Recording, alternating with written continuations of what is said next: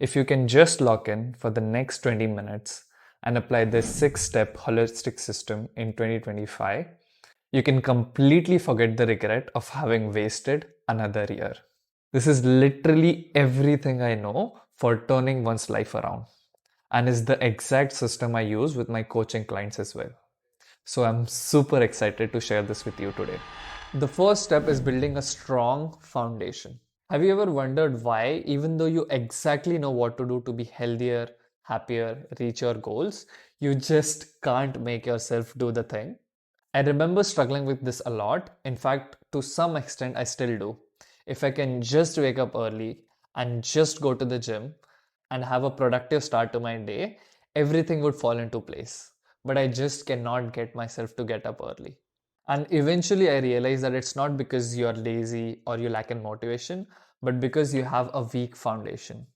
Just like a building that has been built upon a weak foundation won't stand the test of a harsh climate, you won't be able to do the things you need to do, especially on tough days if your foundation is weak.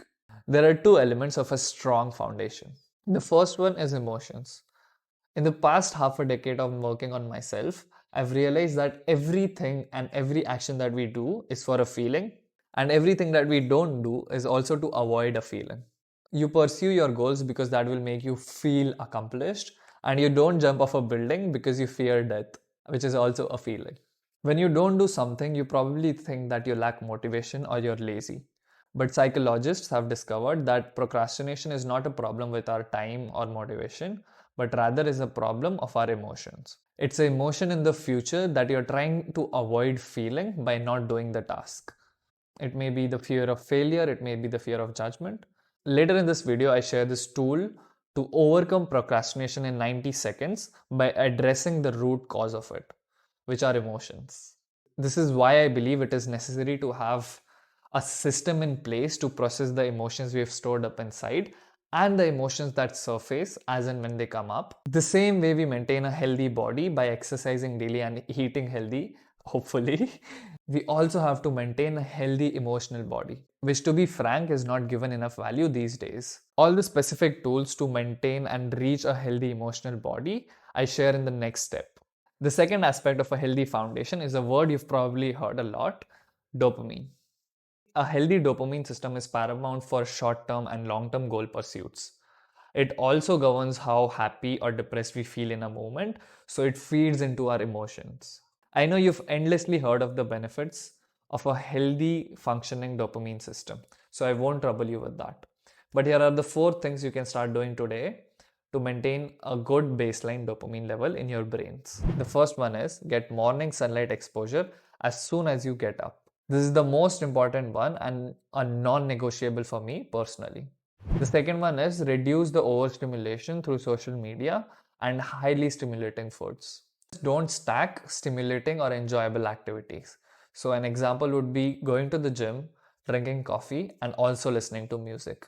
All of these 3 things release dopamine, but when we stack them together, we get a big release of dopamine, but it's followed by a crash later. The fourth one is reduce light exposure and use warmer lights after 10 p.m. Now, all of these are easier said than done, especially reducing overstimulation, because there's a reason we engage in these activities, which is, guess what? Escaping emotions. But if you start working on your emotions simultaneously, it gets much easier. At least it did for me. Most of the self-help gurus will talk about balancing your dopamine levels and reducing stimulation, but will not address the root cause, which is emotions. But like I said, I believe that emotions are the main and primary foundation on which everything must be built.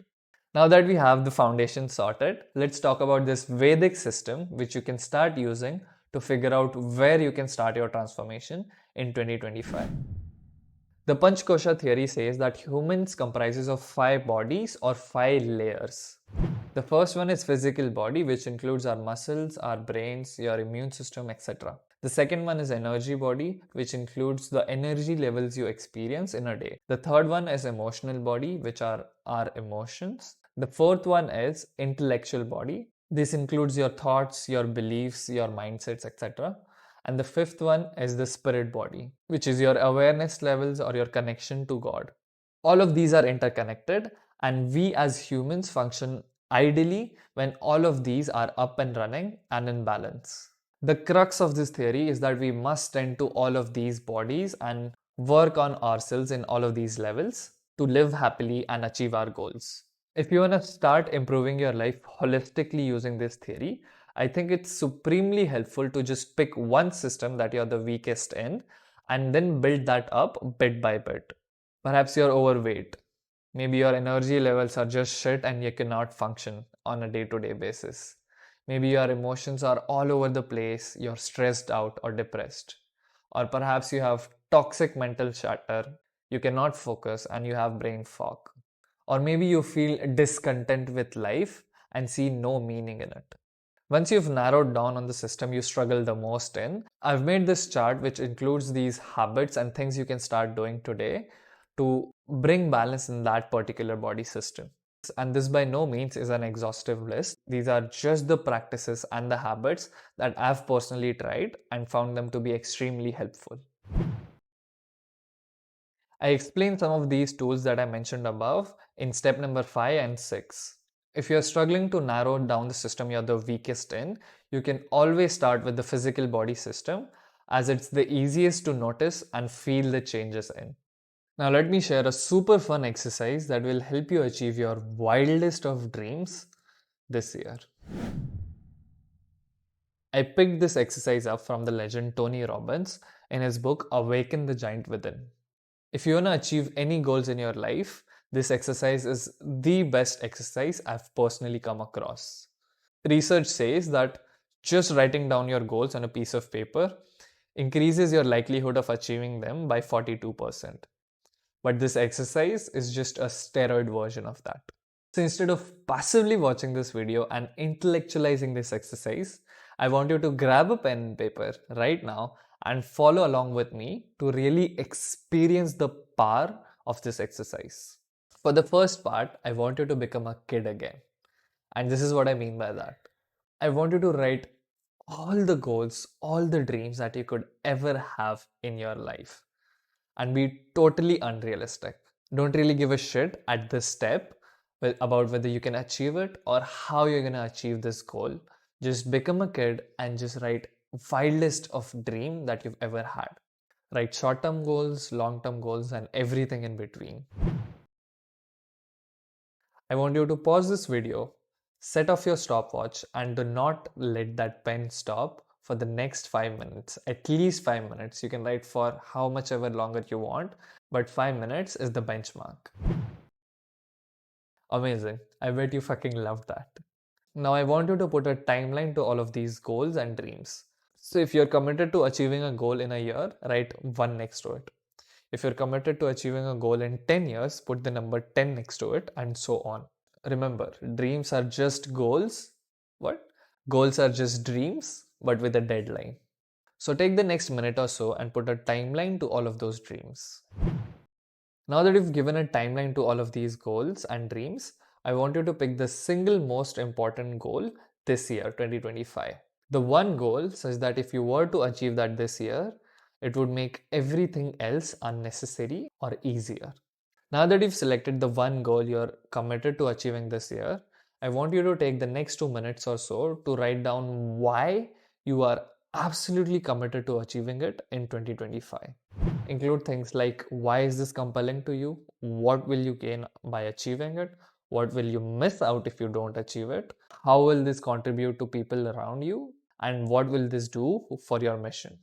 Now that you've written your why, I want to ask you, are these reasons compelling or strong enough for you to actually follow through and do the things necessary to achieve this goal? If not, I want you to write different reasons or pick a different goal altogether. Pro tip, you can also connect this goal to internal motivators to really make it more juicy. Now let's make it impossible for you to not achieve this goal. For a second now, I want you to close your eyes and imagine what would your life look like at the end of 2025 once you've achieved this goal. Close your eyes right now and imagine it in the most of detail. What are the things around you? What are you seeing? What are you hearing? And most importantly, How do you feel once you've achieved that goal? Really try to tap into that feeling. To ensure the attainment of your goal, you must really condition your nervous system to feel the pleasure they would surely bring. And you must do it consistently. So, at least once a day, ideally as soon as you wake up, I want you to really tap into that image and visualization that we just did and try to feel the feelings of having attained or achieved that goal, even if it's just for a minute. You can even write down your goal on a piece of paper and stick it somewhere you will be able to see it daily.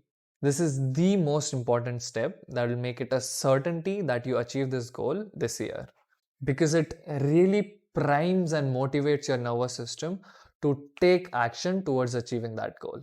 I recently did this entire exercise for 2025 and I cannot wait for the year to begin. For the sake of brevity, I combined all areas of your life in this exercise.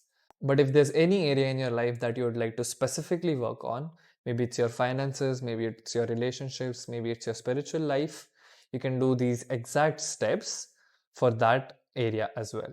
Now, let me introduce a mindset that will make you a consistency god in 2025. Setting a goal and visualizing its attainment is awesome and motivates us to achieve it. But the only thing that will get us tangible results is taking action. More so, taking consistent action. This mindset was really hit in my head in books like How to Be an Imperfectionist and Many Habits. You typically look for the stars to align just perfectly to take action, to feel perfect, to have the right environment, to have the right outfit, to have the right battery percentage. This is called being a perfectionist. It's as if to say, I will only take action when everything is perfect and I'm certain that I'll achieve perfect results. The antidote to that is to become an imperfectionist. An imperfectionist does not depend on feeling good to take action, but rather he takes action to feel good. In fact, research shows that the best way to change how you feel in any moment is not by thinking your way out of it, but by taking action and moving yourself. An imperfectionist does one push up when he's feeling sick and cannot do a 45 minutes workout. He has impeccable consistency even if it comes at a cost of quality of action, because one push up is infinitely better than doing no push ups, mathematically speaking. So, whatever goal that you came up with in the previous section, I want you to make a minimum imperfect requirement that you will do daily no matter what. Maybe it's doing one push up, reading a line, or writing a line. And become a perfectionist in consistently meeting that daily requirement. And 9 out of 10 times you'll notice that once you begin with that one push up, you'll end up doing much more. Because breaking the momentum and starting is the most difficult part. And once we begin, it is easier to keep moving. In the next section, I'll be sharing the 3 most useful tools to master productivity and destroy procrastination in 2025. The first habit is a simple thing that has single-handedly made me more productive, helped me process my emotions, beat overthinking, and made me more creative. The habit is simply sitting in boredom. Whenever I have free time in my days, instead of immediately filling it with social media or even something productive like reading a book, these days I just sit in boredom. And what this does for me is that it allows my mind to bring up the thoughts and emotions that I was too busy in my day to pay attention to, and it helps my mind to process them through. It also helps me take all the information that I've acquired through podcasts, conversation, and books and filter it through my own lens and values, which makes me more creative in the long run. And it's just beautiful. I believe this is a natural way of being for humans and our mind. Humans have always had historically a great deal of free time to them to just ponder upon things.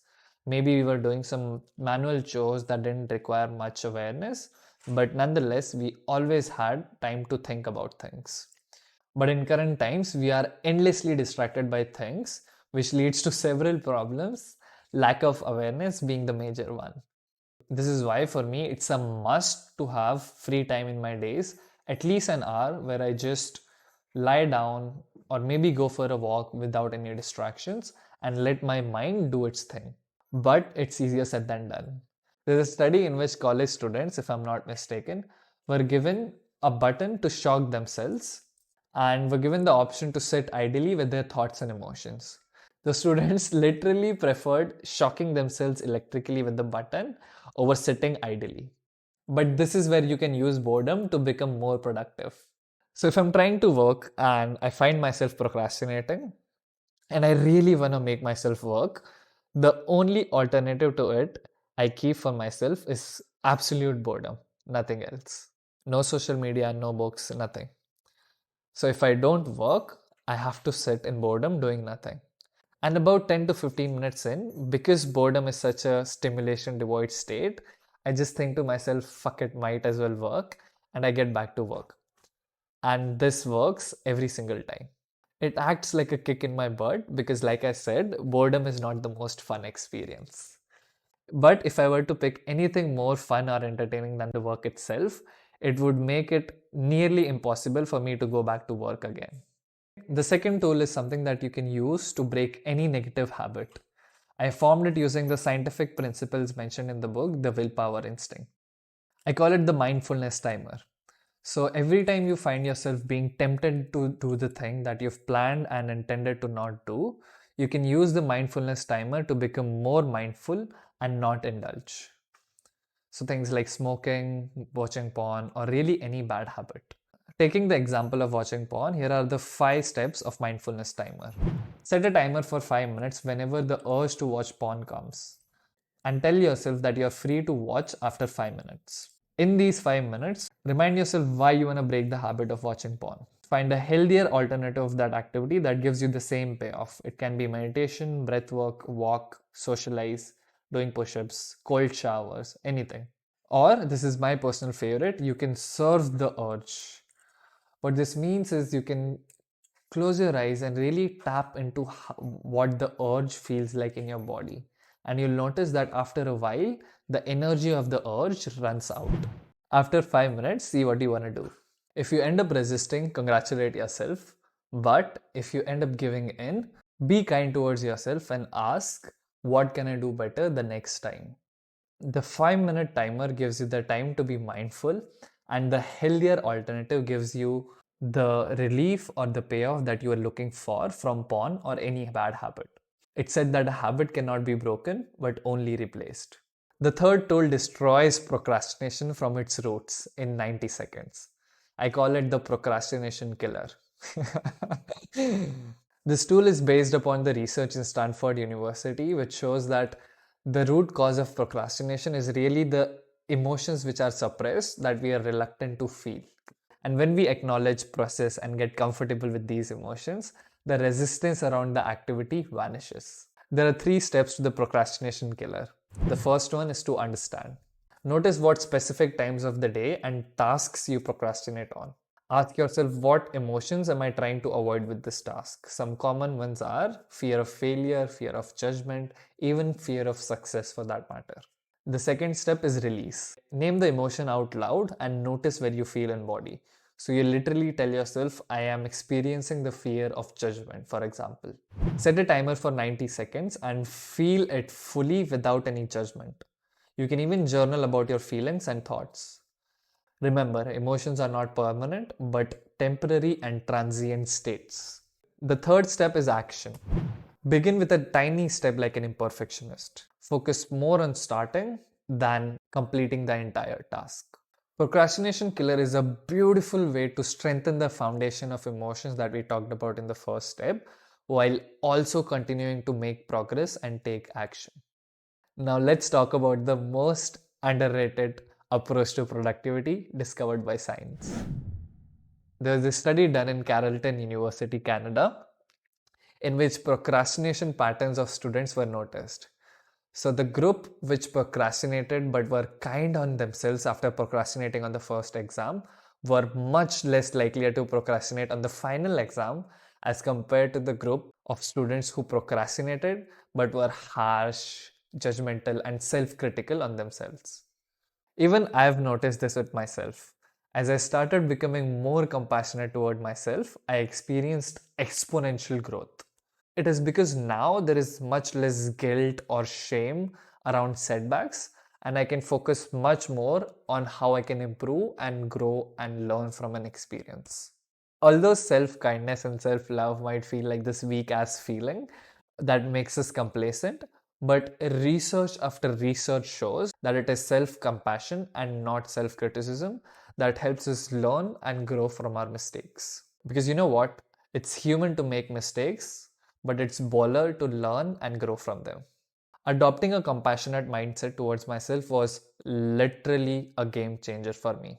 But if you struggle with it, like I did, I talk about exactly how you can become more compassionate towards yourself in this video.